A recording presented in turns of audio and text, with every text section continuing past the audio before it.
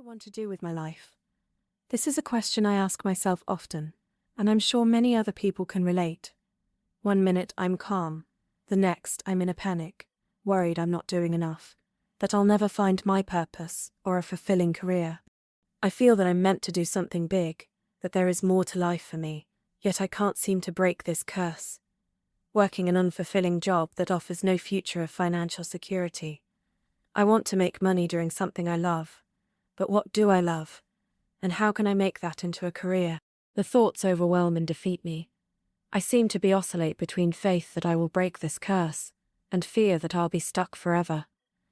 Just when I seem to get some momentum going in the right direction, I revert back to this panic, these thoughts, which when I think about it is truly a mix of self-sabotage and disbelief of my ability to transform my reality.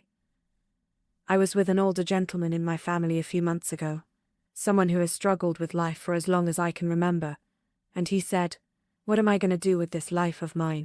Right there, it hit me. The answer to this question cannot be found with the thinking mind. It must be discovered through actions. We must have the courage to take inspired action and be able to cultivate a calm and peaceful mind and nervous system, where we are able to hear and trust our intuition, our own personal GPS system, which if utilized will guide us directly to our dream timeline. Although it's simple, it's not always easy. I know there are many others that feel this way, and I want to share some tips that have helped me. Whenever I catch myself beginning to spiral, I know I'm going in the wrong direction. As much as the negative voices in my head try to convince me that my dreams are nothing but wishful thinking, I have to remind myself that that is not the truth. The negative feelings associated with this thought loop is evidence enough that these thoughts are not true. They are not resonating with me, and because I'm entertaining it and embodying it, is causing dissonance in my body. During this time, the best thing you can do is relax, call back your energy, and ground yourself. It may seem like a contradiction, because when we feel this way, it's often when we feel the panic to act, do, figure out. But the best thing to do is be still until we become centered. Different things work for everybody.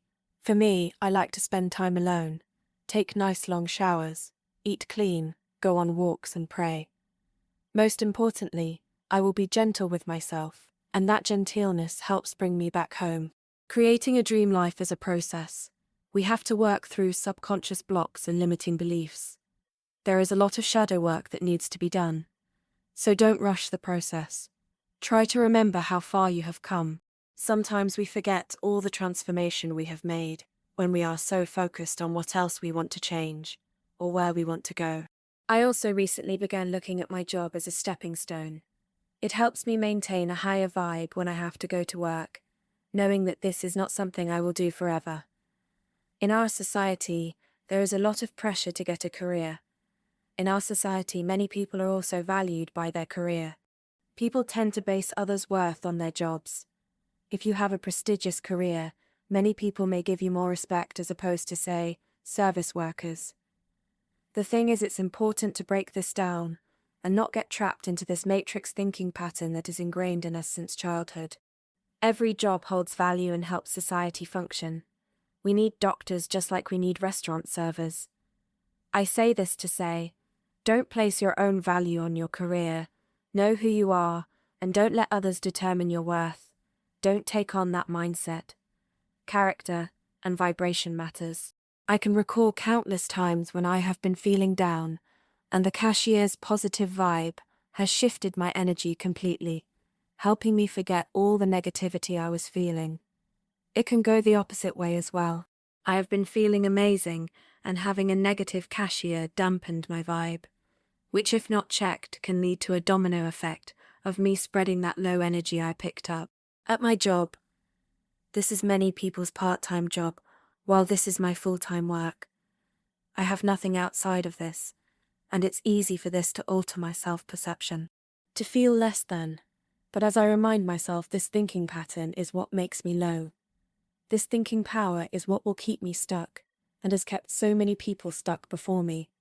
My worth is not determined by anything outside of myself. I am kind and considerate. Whoever is watching this and feels similar, Please remember you are a light in so many people's lives. Customers look forward to seeing you when they pick up their coffee.